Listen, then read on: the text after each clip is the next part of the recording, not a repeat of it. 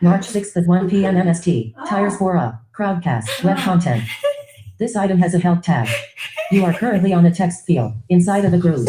Enter text in this field. Type. To exit this groove, press Control, Option, Shift, up arrow. We're working on it. Yeah, I think that my voiceover command system is just a little like super into. And I'm like, I can still see like white things on a screen. So if the button is white, I can probably still see it. You guys don't need to tell me everything that's in every tab just yet. It's not going to blink over here.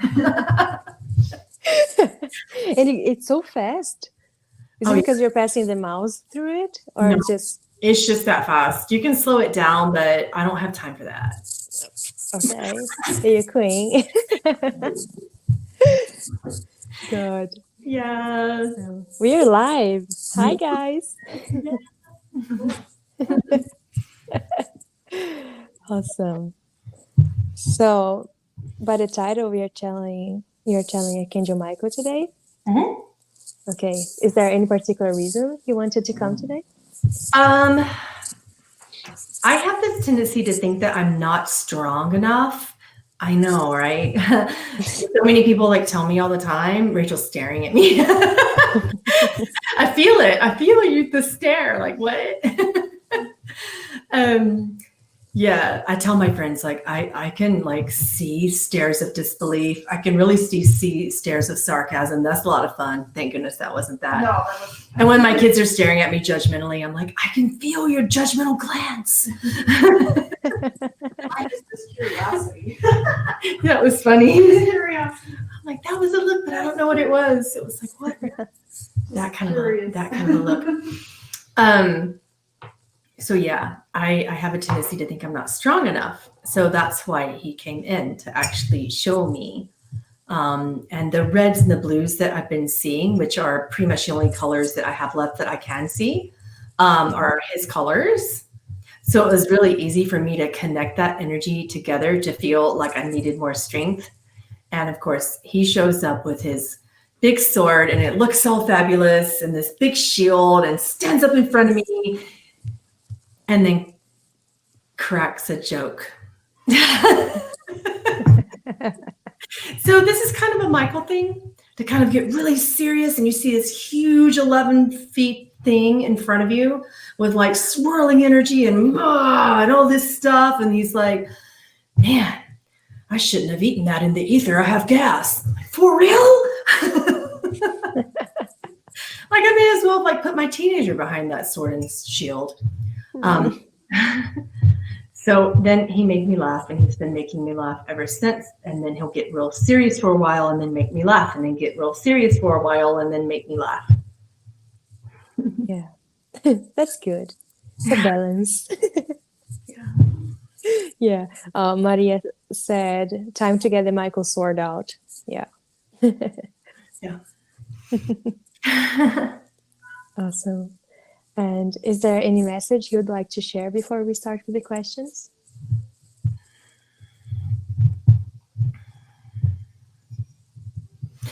I'm getting kind of a mind's eye image of different metals inside of his shield, and he holds it up in front of me, and and there's like various shields to select from. And he said, in terms of what you think a shield is, when you believe that you need protection in your life, what type of a shield do you go for? And he shows me like a little round circular one that only covers like maybe a quarter of his body, and it's completely round. And it has some indentions, like 3 circles inside of it. And when I touch it in my mind, I feel the indentions in it. And then it's silverish, like an old ancient silver. And then he shows me himself with chainmail on. So that's another option. And then he shows me himself with a big copper looking shield. It looks like copper, and it's very ornate and fancy and huge, and it covers head to toe. So, and he's trying to get me to choose, and I don't want to choose. But for some reason, I'm not choosing the chainmail. And he said, okay, all right, smart, intelligent, because that goes right through. And then he shows an image of someone stabbing right through the chainmail. And then the symbols on the big cross are big. They're dragon-esque symbols. They're very dragon-like. I see 2 dragons, one on the left and one on the right. And then this massive crest in the middle of those 2 dragons. One crest is facing up and one is like a family crest, one facing up and one facing down. Mm-hmm. It's just a symbol that I've always seen. And then at the very bottom is a lion, like a profile of a lion underneath the bottom crest. You guys have probably seen that before. Yeah. That one. And I'm tempted to go for that one. And he's like, are you sure? Which makes me not so tempted and question myself because I'm just a little bit tempted because it looks fun to hide behind something that big. Yeah. And he said, if you do that, and now he shows me someone hitting it, like in the ancient times, when people would have war, it was very brutal. And he shows me like this big round, it's got a chain on it and it's round and it has spikes on it. And there's like wooden at the end of the chain and he swings it at the shield and it crumbles. Mace. Yeah, that. Yeah.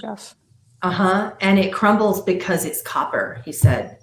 So within that, it looks strong, but that doesn't mean that it is. So he said, go back to your original intuition, the shiny silver one. So I'm looking at that now with the 3 prongs in the middle. He stands in front of the sword and he pulls out his big sword.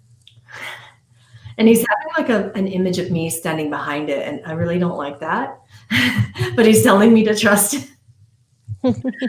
And he pulls out his sword like he's going to go for me. And it gets caught in one of the crevices of the 3 circles. He says the crevices represent mind, body, and spirit.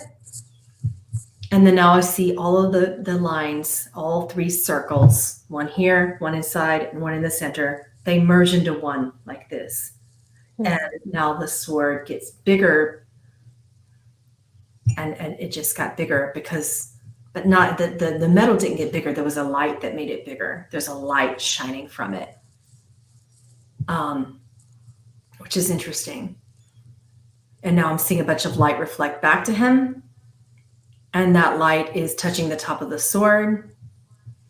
And now he just moves the shield out of the way and touches my heart with the sword and holds it there. So the interesting meaning behind that is the power of 3, and in perception and universal language, there are 3 ways that you can perceive things. And when you perceive things in great amounts of strength, it may appear to be that you're feeling strong, but are you really, if that biggest shield there on the far right represents your ego, is that really a strength? Ego is like copper, soft.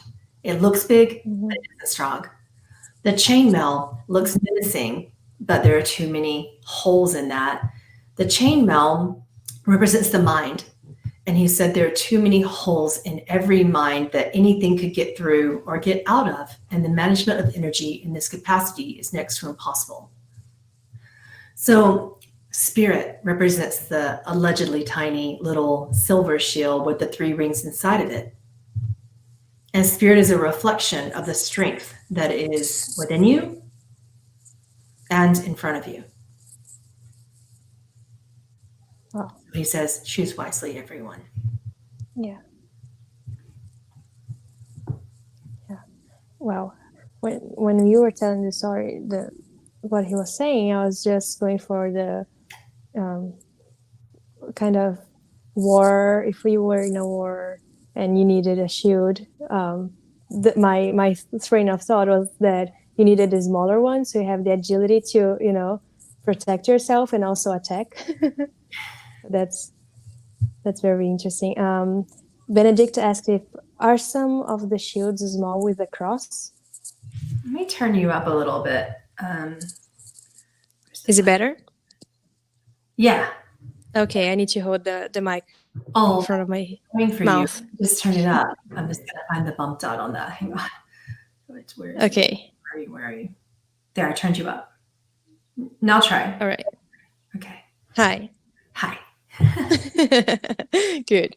Okay. From Maria, is the spirit or like, okay, the spirit with capital S or spirit, small s? Capital S and little m in mind. And obviously there's only one E in ego and it is small. Yeah. Okay. The first question we have here is from Jackie. She asks, are we allowed to ask personal questions or only questions for the collective? Personal questions with Michael can also represent what everyone here today is going through. Feel free.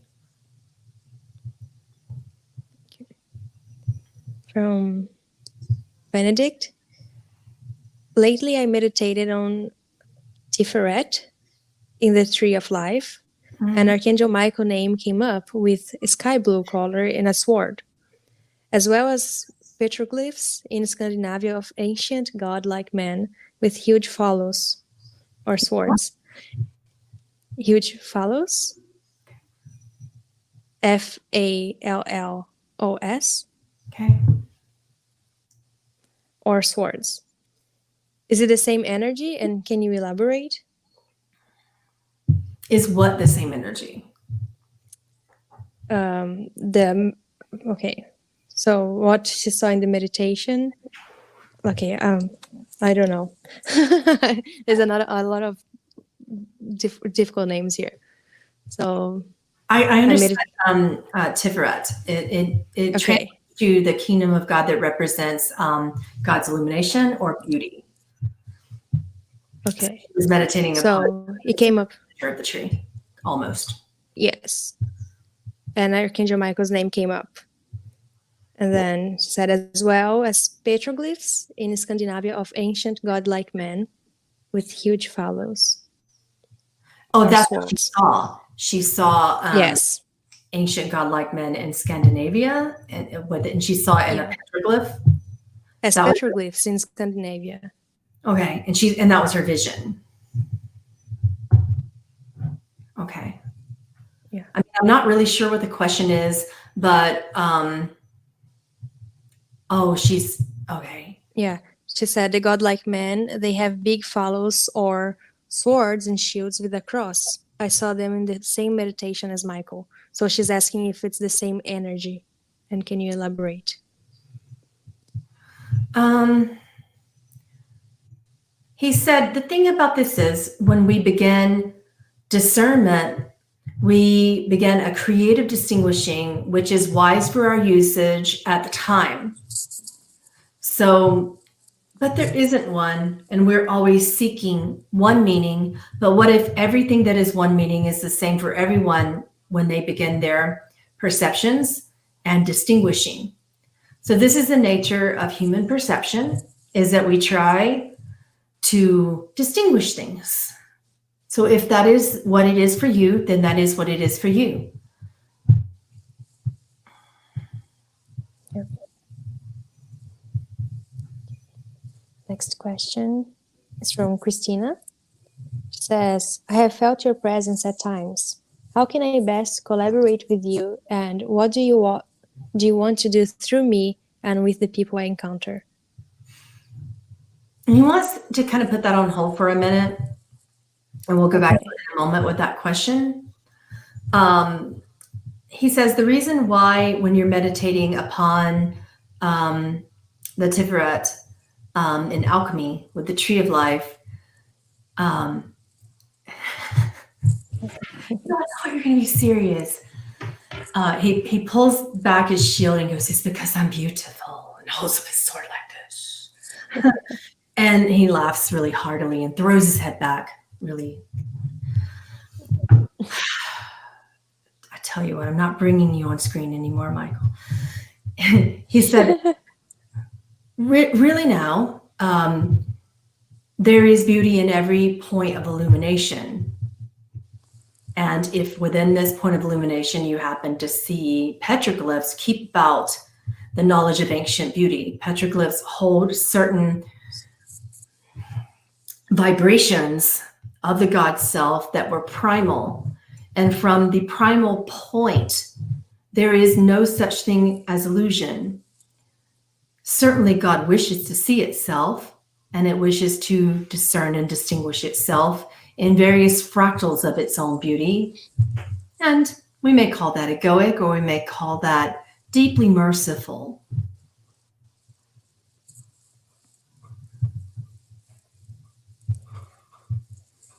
Thank you. And he says, we are watching our 613 group and sending you tons of love. Thanks, guys.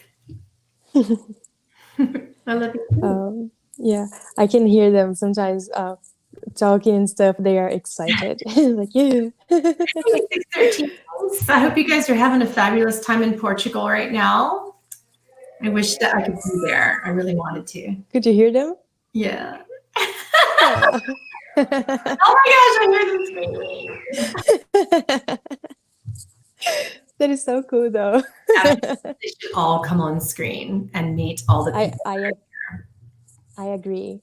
Yeah, they should all come into the room. Oh my God. Yeah. They said, oh no. Yes, they should. Just open the door. Yeah.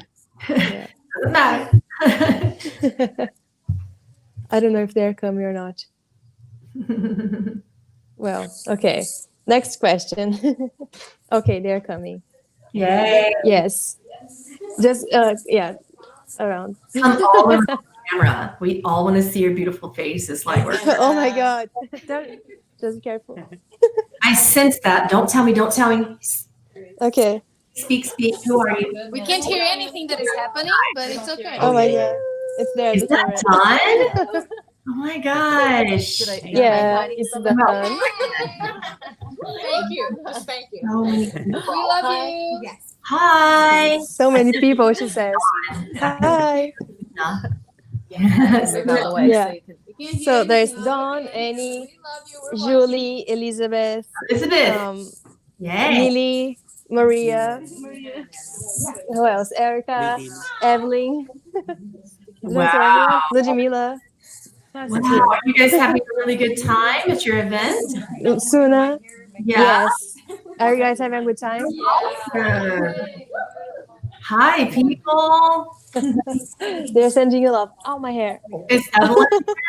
Is Evelyn here? Evelyn, yes. You guys felt her. Okay. Love you. She felt you, yeah. And Suna here also. Hi, Sina. I feel more excited now. She can't hear. What did you say? Put it in my ear. Yeah. The other one, yes. She can Yes, now I can hear you. Suna. Hey, it's so good to see you. Hi. I'm constantly visiting you in Seoul I know. and getting your visitations too. So good to see you. Hope so. Yeah. Right. I guess I'll let you go Bye, Sina. back. Bye. Okay. Okay. That was so beautiful. Thank you for doing that. They're excited. Yeah. Oh, Elizabeth came here now. Who's Okay. Pamela. Elizabeth. Elizabeth Cheever. I know that voice anywhere. Love you. So good to see you. This is awesome. I love you too. Hi, I love you too. Many of my girls. Okay, they're going back to the living room to continue watching you. Guy, we only have one man in the house over at Lightworkers 613 today. Yes. One man and 11 women. Man, Dawn's got to amp up the masculine to balance you girls out. Right? Michael does the thing with the sword and shield again and goes, I have enough masculine. Oh my God. No. Oh, the visuals are terrible though. And now he pulls out a disco ball and 70s music. I think it's Bee Gees. Oh, he's not staying alive. And he's moving his sword like this. Oh no. With those pants, and the Yes, suits. yes. Oh boy. He said, no, there's no pants, no pants. Nope. Romans Oh. uniform today. Oh Jesus. Don't call Jesus, because then he joins. Oh gosh. Yeah, flash dance. God. Okay. The next question is from Maria Harsha. um Please stop dancing, Michael. I have I have felt my claircognizance and telepathy noticeably increase over the past 6 weeks. Are we all receiving increased abilities at this time? And if so, tell us more about this and how we may use these for the greatest good.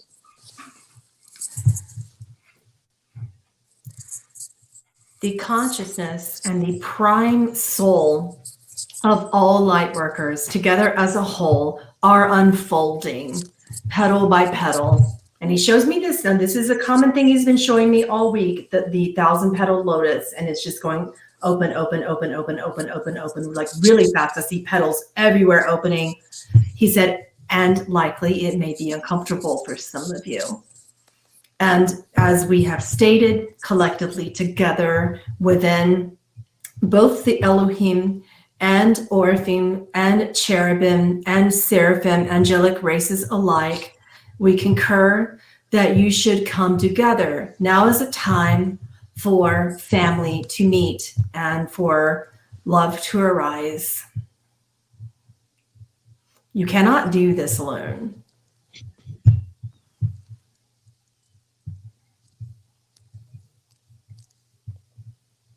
Thank you. Next question is from Lightworker 613. Does Archangel Michael have a message for our 6-3 group regarding our gathering happening right now? Love you.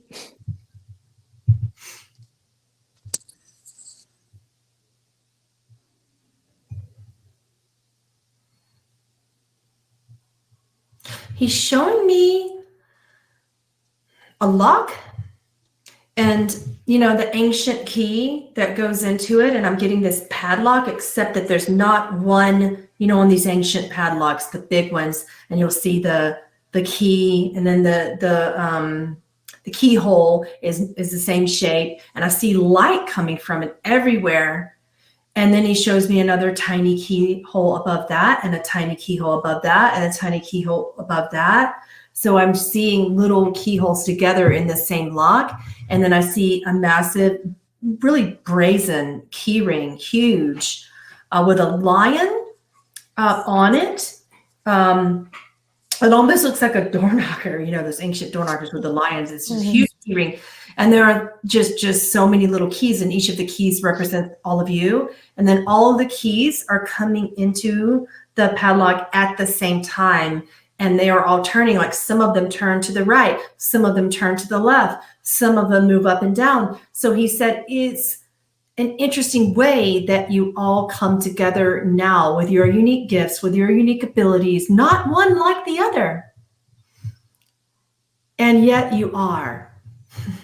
Oh, that's beautiful.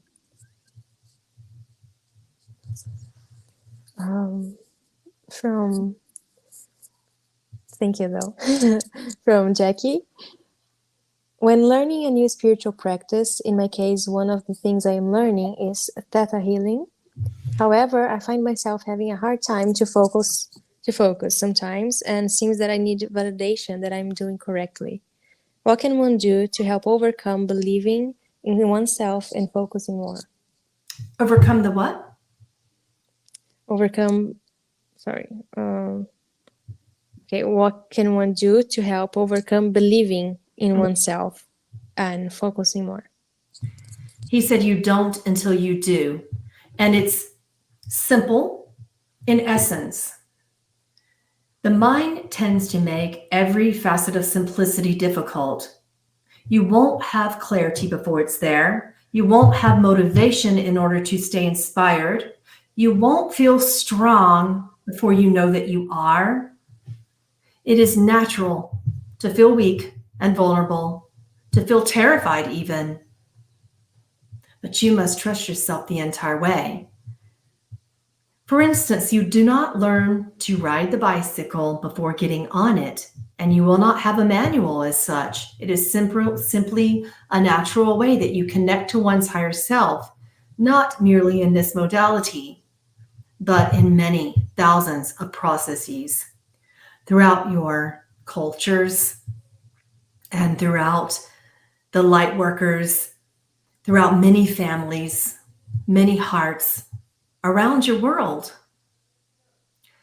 Therefore, if you're trying to get a mind blueprint prior to opening the key to the heart, you will fall short. And now he slips into like the non-serious mode and he said, okay, fake it till you make it. Get on the bike. And he shows an image of me as a little child, and my dad put me on a bike and pushed me down a hill and said, go. When I needed to learn how to swim, my mom literally pushed me into a lake and walked away. Oh my God. I laughed the whole time. And it's because they know my power, but it doesn't mean that I know my power. So for instance, I'm going to give you a personal example now, because this is how Michael teaches me to see without seeing in the way that you guys see. He says, oh, your white cane's here. Let's go. I'm like, I'm not going by myself. Fair enough. Get your kids. Okay. May as well have been blind leading the blind. Well, it's dark. I can't even have the sun to guide me. The sun is my guide. It's really the only thing that I currently see. And light, things that light up are things that I see, and colors that light up too.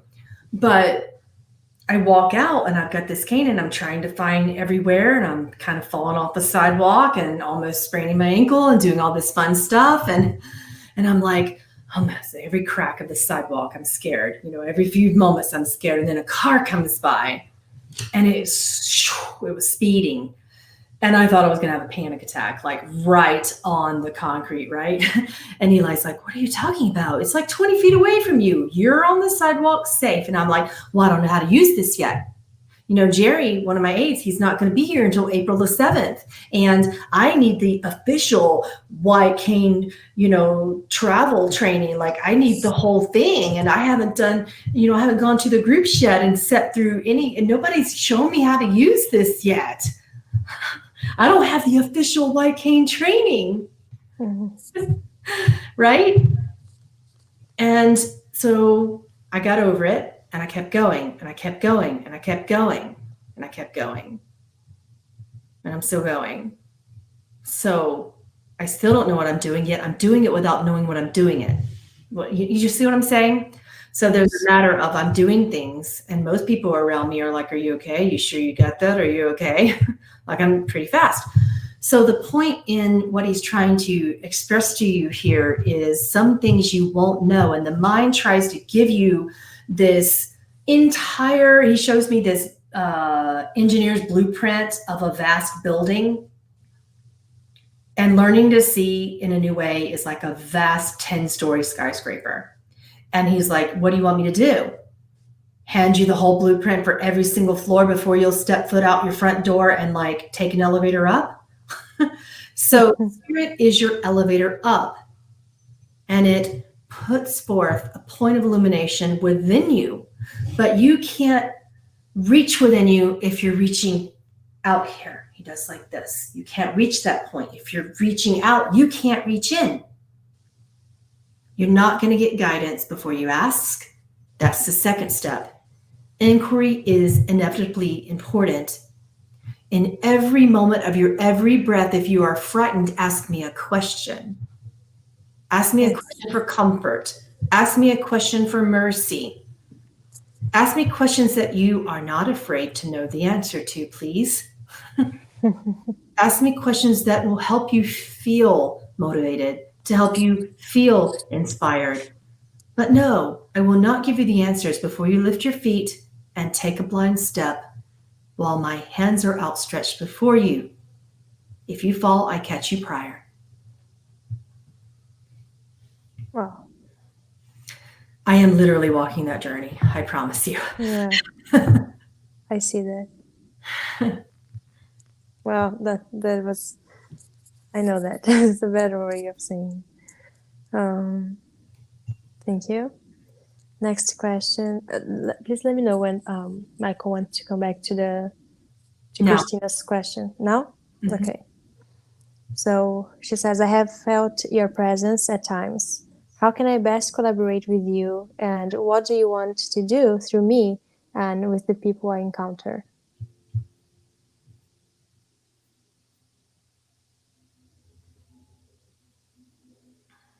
He's showing me a big curtain, on a stage.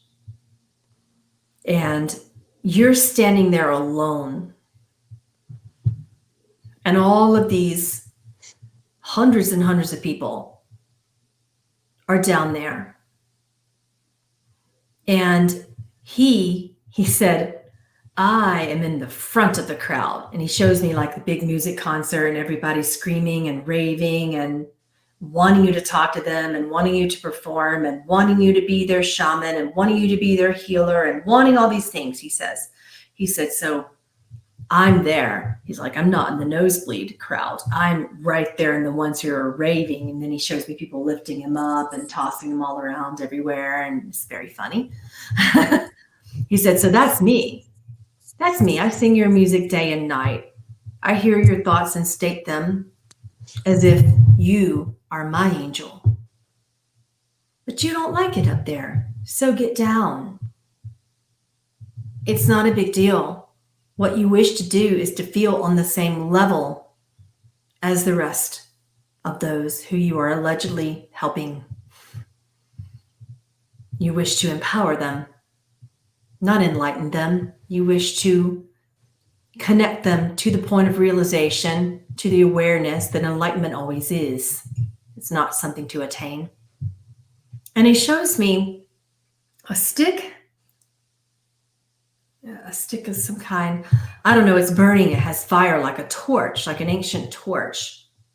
And when you come down off of the stage and you join the crowd, he just hands you his torch and walks away. And what I'm sensing here from this message, he can be very metaphorical. And what I'm sensing from this message is like angels are passing the torch. Now they're all nodding at me now. Okay, Emmy.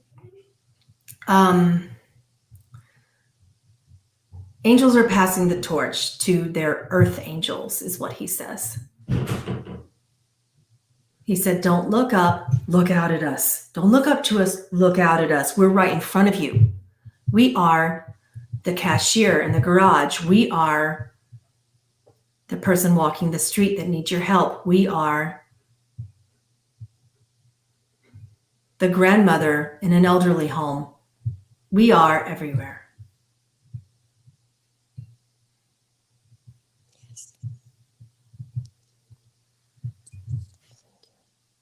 Thank you. Next question is from Karin. She asks, how is the collective coming along in our ascension? Oh, shoot. Sorry. It changed it. How is the collective coming along in our ascension process? Is there any way we can speed things up?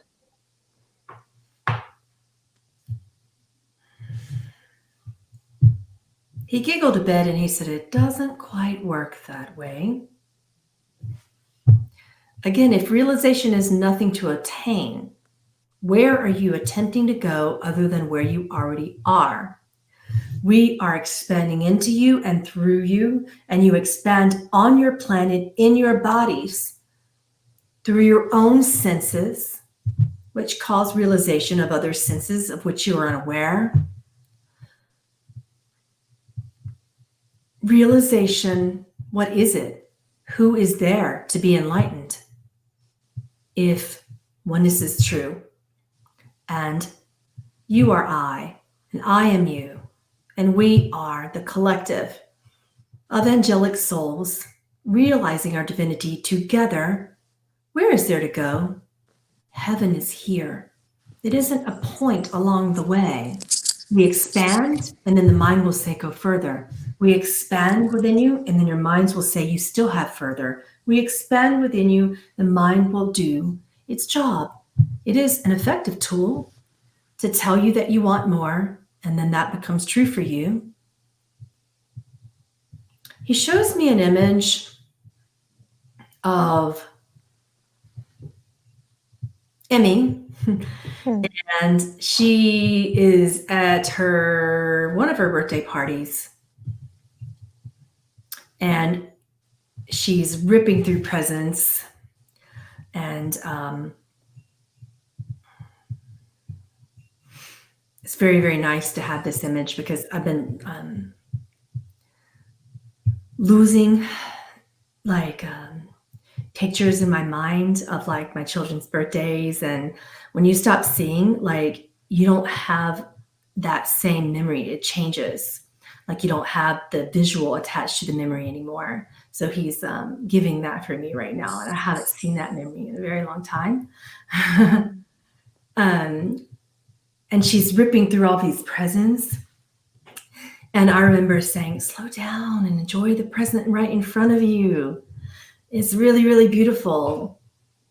She's like, she wants to be thankful, but she's so excited about all the other unopened presents that she knows lie before her.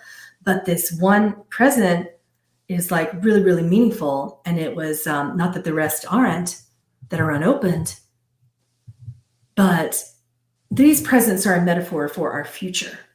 We know that it will be beautiful, he states. We know that it will be grand. And there is something unfolding right before us that we are thankful for, yet simultaneously ready to let go of in lieu of something that we don't even know about. Why? It's that way in ascension. It's that way in all processes and modalities. It's that way in an emotion that you wish not to feel, but there is beauty within it, but you wish to cast it aside. So the beauty, the illumination, for one of you who is meditating upon Tiferet, the Tiferet is about the beauty of the now.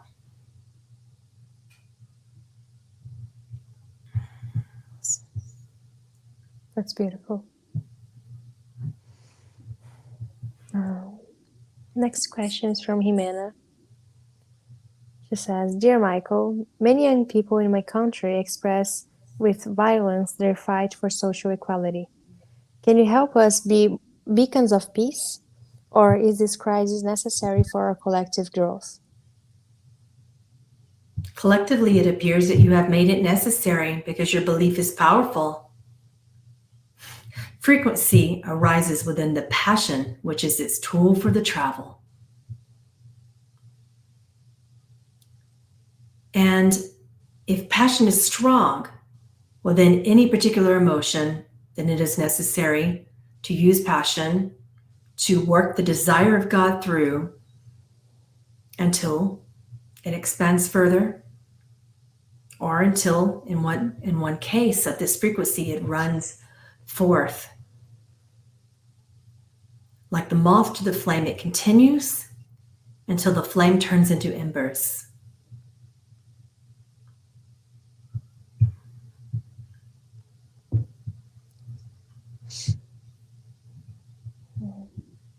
Next question is from Linda.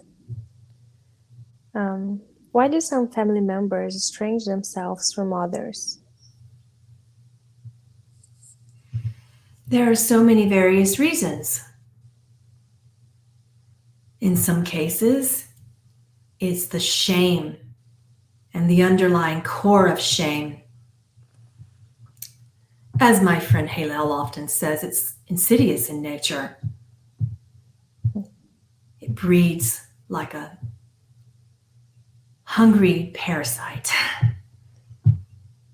longing for more approval to make it feel better. And then you feed it your approval, and it only asks for more. Shame is not healed with validation or approval. It is healed with connection. Yet when people do not receive validation or approval, because their minds tell them that this is necessary for survival. They believe that approval and validation are connection. And this could be further from the truth. It couldn't be, he corrects me. It couldn't be further from the truth. Approval and validation do not equate to connection. Yet when you do not receive it, you disconnect. You feel wounded. You feel that someone has disrespected, dishonored, abandoned, isolated, betrayed you. I list just a few of the many beliefs that cause this disconnection. And then it requires more connection to arise from this.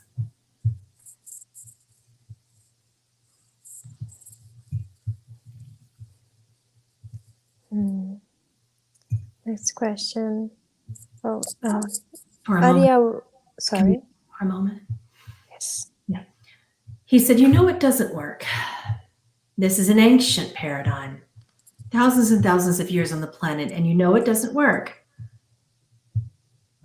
So it might be good if you've isolated yourselves from your families or your friends today to reach out, to be the humble one, to be the one who reaches out in love, not for seeking a validation or approval, but simply for the sake of connection. And believe me, it's not for the sake of forgiveness either, for some of you are not ready. And if that feels disingenuous, and you are not ready to forgive, you can simply connect for the sake of connection and honoring the light that is before the other being in whatever way that feels safe for you.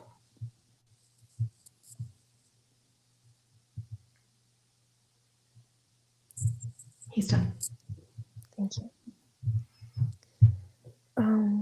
Ariel is asking for a question, for a message from higher self. Are we doing this today? No, but we will pretty soon. We will? Mm-hmm. Oh, okay. Not in this channeling. Okay. So next channeling, Ariel. Okay. Next one is from Annie.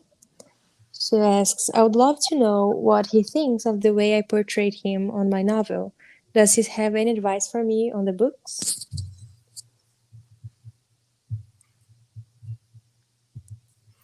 He said, you understand light, and you understand its nature to sound, and you understand that some things are beyond the human eyes, and the ability to portray the combinations of light and sound in this way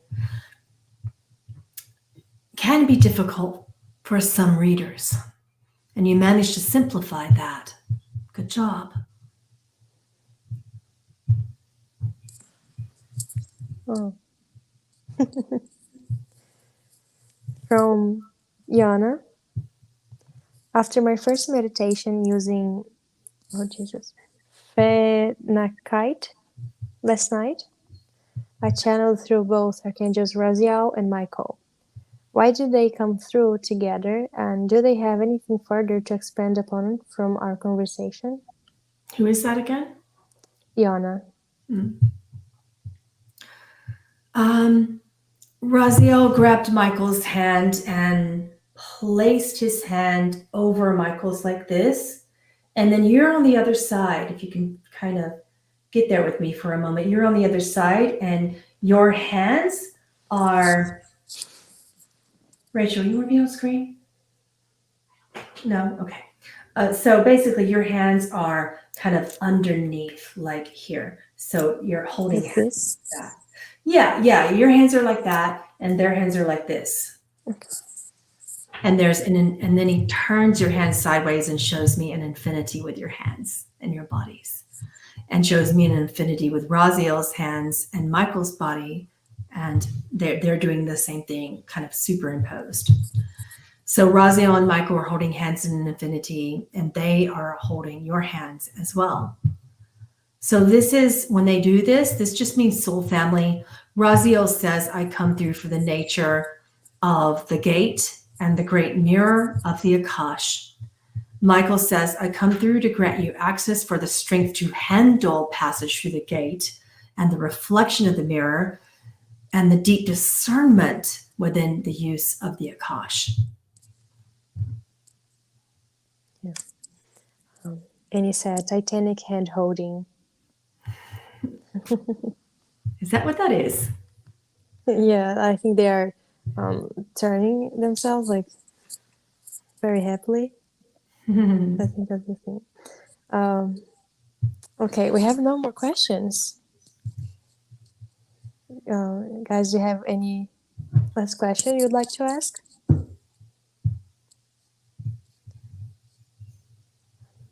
I'm gonna have an eye on the Q&A section. Yeah. Is there anything else, Michael? Okay, there's a question. No, just it says nice.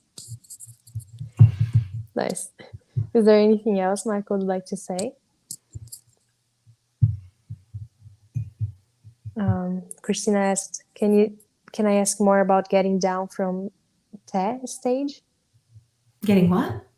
Getting down from TEH. Is it TE stage or T stage? I don't understand. But he does say... oh, sorry, they stage. Well, yeah. Yeah. He said, you don't like it to begin with, so you didn't place yourself there. So that's something to consider. But it must be that way to begin with. If you wish to reach people, and as many people as possible, you must go bigger in order to connect in a way that feels deeper. So it's not a matter of getting down now. You just stepped up. It just feels alone to remain there. And when you feel alone, you may come down temporarily. But keep in mind, if you don't stand on the stage, how can the world see you? And he's showing me like line of sight where everyone's trying to find you.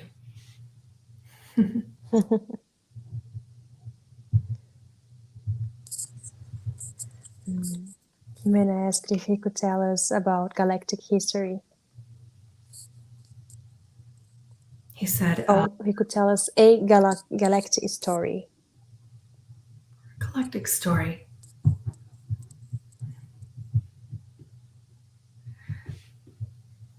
Oh, God, you're going to be funny, aren't you? I can just feel it. Once upon a time, in a land that doesn't exist, humans had a dream. And then the humans said, let there be light upon this land that did not exist. And then it did. And then the humans said, there shall be one of us that is this way, and there shall be another of us that is that way. We'll call you man. We'll call you woman. And then the man and the woman fell asleep into a deep sleep for thousands and thousands and thousands of years. They dreamt of war. They dreamt of peace. They dreamt of various roles within war and peace. Some of them were givers to society. They would give love and land and food, energy and light. They gave various discernments and wisdoms. And we will call them the givers. The rest, they would just take from the land. They created war. They created fear. They created the concept that something could go wrong, that there was something that they didn't quite have control over. We will call them takers. And then there were those who never fell asleep to begin with. We will call them light bringers. The light bringers were the animals of the land, the elementals of the land, the beings that couldn't quite hold form, but knew the value between the forms of those who were sleeping. And in their dreams, they would come into the dreams of the givers and into the dreams of the takers. And they would place dreams of love and dreams of restoration. And they would say, wake up. Any moment now, you can stop. Really? He just goes, the end. He goes, I'm kidding. In here. He said, and the truth is, there is no end. This cycles until you decide that you love being asleep, you love being awake, and for those of you who wish to remain asleep, you decide to switch roles. Maybe one day you'll decide to balance between giving and taking, honoring the light bringers of the land, helping you build a bridge of consciousness between cultures that you don't understand, wars that continue to be fought. And when you're in times of peace, you will accept this too and know that this is just as well. There is a time for war, a time for peace, a time for sleeping, a time for waking. And that throughout this whole dreaming experience, the only lesson was that all is perfect. And now I close the curtain like this. Oh, so dramatic. Always.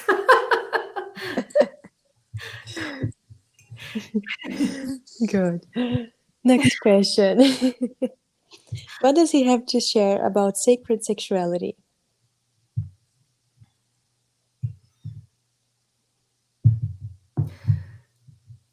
Allow me to bring you back to a time and honor me and humor me for a moment. When a time when clothes didn't exist, computers didn't exist, working for money didn't exist, bodies were naked and beautiful. Land was free and empty.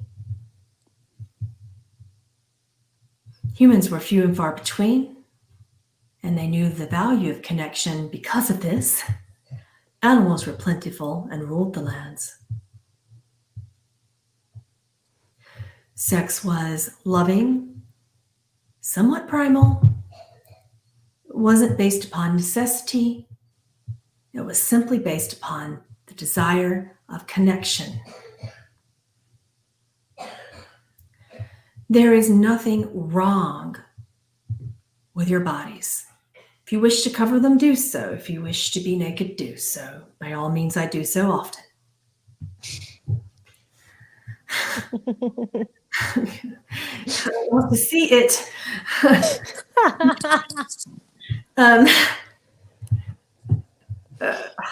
Oh, Lord. You know my story here with that. Go to her now. Yes. He's joking, but not. Yeah. He said, and by all means, why do you identify yourself with your genitalia? Sex is about the blending of the dark and the light, the blending of the polarities, the beauty of merging between illumination, when everything is light and everything is sound and everything that's in between is the merging and the union of everything that is holy. Nothing to do with body parts. When you understand that you are not a gender, you will understand that you are not organs. Then you can use them in a sacred manner. But first, you must start with breath. This is the true merging and joining of God's life. Breath is life. Why do you believe that you start with a kiss? You're attempting to merge your breath. Oh. That's cute, though. I can feel any like, oh God. Yeah. She's like, please stop. Okay. Next question is from Suna. What is Michael's experience with twin flames relationships as an archangel? I hold no such experiencing, yet I do so vicariously through you. Tell me, what is your experience? I'm observing. You are the masters of the twin flame game. That is your karmic dream. We are all twins in divine union in the archangel realms. There is not a single being that we lay our hearts upon that is not a twin. What if you could learn from this? But tell us, in division, what are you teaching us about it?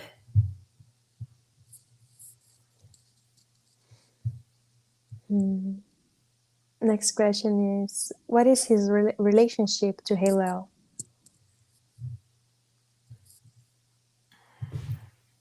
I got a visual of Archangel Michael standing right beside Hillel. So I see Hillel and Yeshua like this, equally, same height. Okay. And then I see Michael on one side of them, just like that, in this way. So Michael is, he can come through Hillel, he can come through Yeshua. So basically, Hillel performs a role in your mind that he calls the role of the Satan. We have decided to call it the ego. It is simply a choice between a polarity.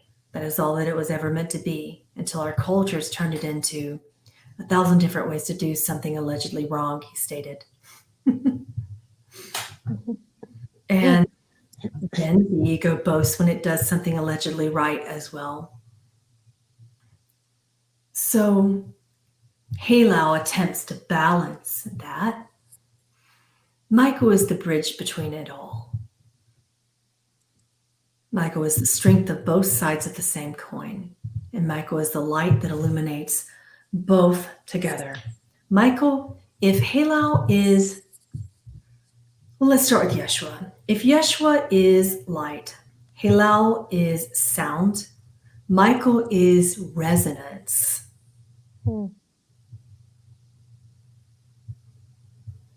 Okay. That's cool. Thank you. Okay.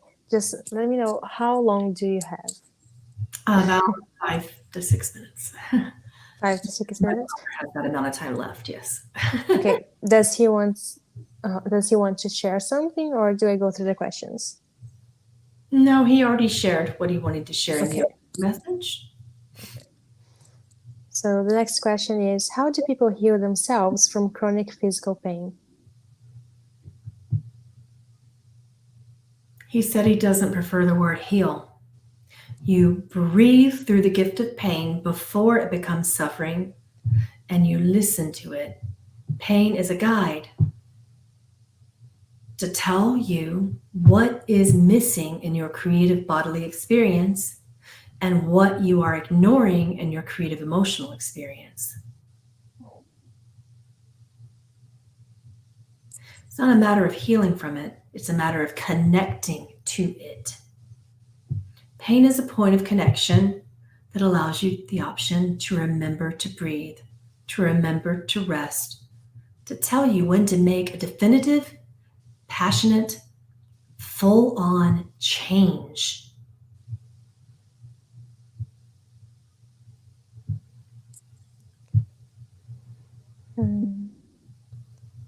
Have you ever wanted to incarnate in a body? I can and I have. Of course. Can Archangel Michael expand upon the role of those of the blue flame? Say again. Can Archangel Michael expand upon the role of those of the blue flame? He said, do you understand how your human color system works? that two colors can make one, what is within blue? What creates blue? Consider that for a moment, painters, when you are putting your palette together. There must be something that creates blue when you need it. So why do we divide to say one color represents this, one color represents that? Within the palette of God, you are all part of God's grand painting.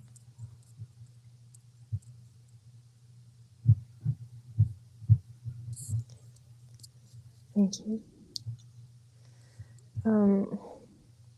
Next question. What are your thoughts? Oh, sorry.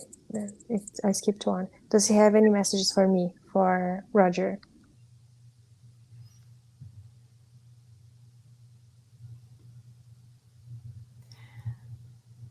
Discernment and the access to discernment is within your hands now.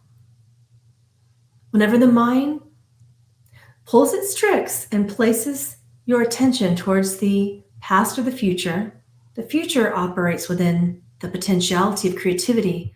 The past operates with the potential to stay the same. Your power and discernment is very effective when you are breathing right now.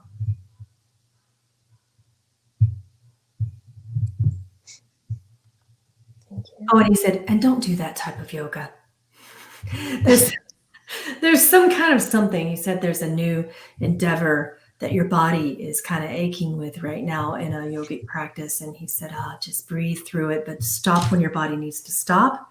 He said, I don't mean to say don't do it all together. I am joking, but I do claim that your body is giving you deep discernment on when to rest. Mm-hmm. So there's something he's trying that's not working for his form. Yeah. Next question. What are your thoughts on MMS healing the inflammation in the body? It appears it's getting a bad reputation to avoid people from using to help heal inflammation, that in turn, they would no longer need to take medication. I started taking this week. I feel it will help me. I feel it will help with the issues of my digestion. He said, with every degree of purification, you should meter and measure out the proper system. So purification is strong. When you hold a very pure medicine and you understand that it must be diluted, then of course, much like as if you were, he shows me people overdosing on ayahuasca and DMT and taking too much. He said there is a deep degree of discernment in all of Mother Nature's medicines.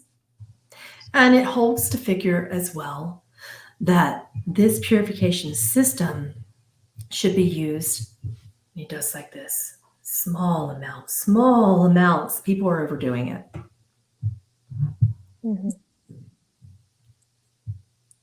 Thank you. So that's just a deep, he says it's a misuse of very proper purification medicine. Happens in every medicine, he states. Mm-hmm.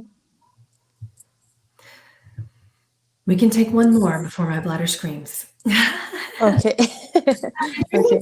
This tea that Gina got for me, and it just came in a few days ago, and it's a Chinese tea that I think is like my guides tell me it'll help with vision and the retaining of colors and the cones and raws. But oh my gosh, I shouldn't have drank it today because it's straight to the bathroom every time with whatever this Chinese medicine is. Yeah. You should see the tea that Annie made us. It's like Isis, and it gives the poops. So it's better to have the peas than the poops.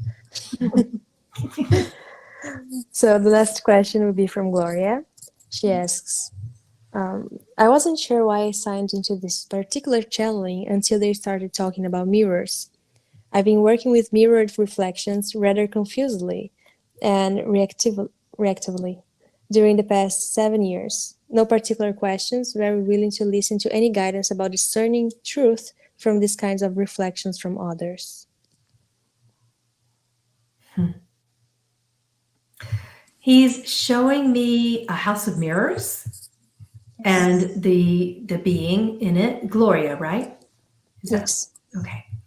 Yeah. So he's showing me you, Gloria, in this house of mirrors, and you look in one direction, and it's you being silly. You look in another direction, and it's you, like the silliest, like joyful, joyful, joyful, joyful you, just innocently playing. Like you. He said that you used to be very joyful, and there's been like a recent cutoff of that expression.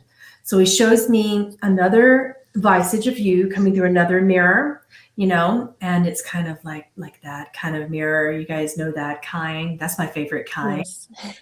He said, and if you look at the top of a mirror, you see one portion of yourself, and you look at the bottom, it expands the other portions. So he said, what if reflections are like that with people who come into our lives, situations that come into our lives? We may be thinking that we're seeing something that is a pure reflection, but what exactly is it reflecting? Is it reflecting a part of our ego that has overstated our own fear?